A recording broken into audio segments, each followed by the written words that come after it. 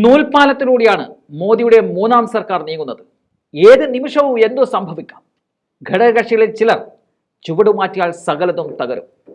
അതുകൊണ്ട് തന്നെ പഴയ ആ കടുംപിടുത്തം മോദിക്കും അമിത്ഷാക്കും ഇപ്പോഴില്ല.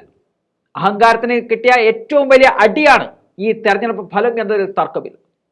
തെരഞ്ഞെടുപ്പിന് മുമ്പ് ചന്ദ്രബാബു നായിഡുവിനെ ചേർത്ത് നിർത്താൻ കഴിഞ്ഞിരുന്നെങ്കിലോ, അല്ലെങ്കിൽ നിതീഷ് കുമാറിനെ ഇന്ത്യ മുന്നണിയിൽ തന്നെ പിടിച്ചു നിർത്താൻ സാധിച്ചിരുന്നുവെങ്കിലോ മോദിയുടെ ഭരണം താഴെ പോയനെ. എവിടെയോ ഒരു ചെറിയ പിഴവ്, അതാണിപ്പോൾ മോദിയെ താങ്ങി നിർത്തിയത്. എന്നാൽ മോദിക്ക് ഈ ആശ്വാസം അധിക നാൾ ഉണ്ടാകില്ല എന്ന് തന്നെയാണ് മനസ്സിലാക്കാൻ സാധിക്കുന്നത്. നേരിയ ആശ്വാസം പോലും കേന്ദ്രം ഭരിക്കുന്ന NDA സർക്കാരിനെ തകർക്കുമെന്നത് ഉറപ്പാണ്. മോദിയുടെ ഉറക്കം കെടുത്തുന്ന വാക്കുകളാണ് കഴിഞ്ഞ ദിവസം രാഹുൽ ഗാന്ധി പറഞ്ഞത്.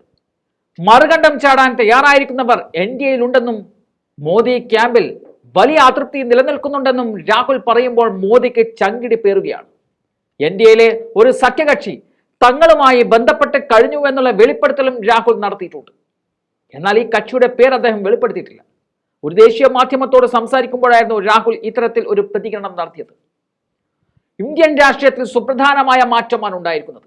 മോദി എന്ന ആശയവും മോദിയുടെ പ്രതിച്ഛായയും നശിച്ചു കഴിഞ്ഞു. ഇക്കഴിഞ്ഞ ലോക്സഭാ തെരഞ്ഞെടുപ്പിൽ ഇന്ത്യ സഖ്യം NDAക്കെതിരെ കരുത്തുറ്റ പോരാട്ടമാണ് നടത്തിയത്. ഒറ്റക്ക് ഭൂരിപക്ഷം നേടാനാകാതെ BJP 240ലേക്ക് കൂപ്പുകുത്തി.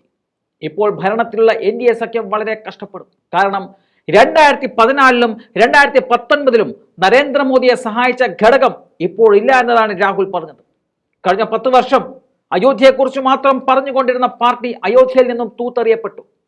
മതവിദ്വേഷം ഉണ്ടാക്കുക എന്ന BJPയുടെ മൗലികമായ ആശയം തകരുകയാണ് യഥാർത്ഥത്തിൽ സംഭവിച്ചത്. നീതിന്യായ സംവിധാനം, മാധ്യമങ്ങൾ തുടങ്ങി സകല സംവിധാനങ്ങളും പ്രതിപക്ഷത്തിന് മുന്നിൽ വാതിലടച്ചു. അതിനാൽ ഞങ്ങൾ നേരിട്ട് ജനങ്ങളിലേക്ക് ഇറങ്ങി. ഭാരത് ജോഡോ യാത്രകളിൽ നിന്നും ലഭിച്ച ഒട്ടേറെ ആശയങ്ങൾ ഈ തെരഞ്ഞെടുപ്പിൽ ഗുണം ചെയ്തു.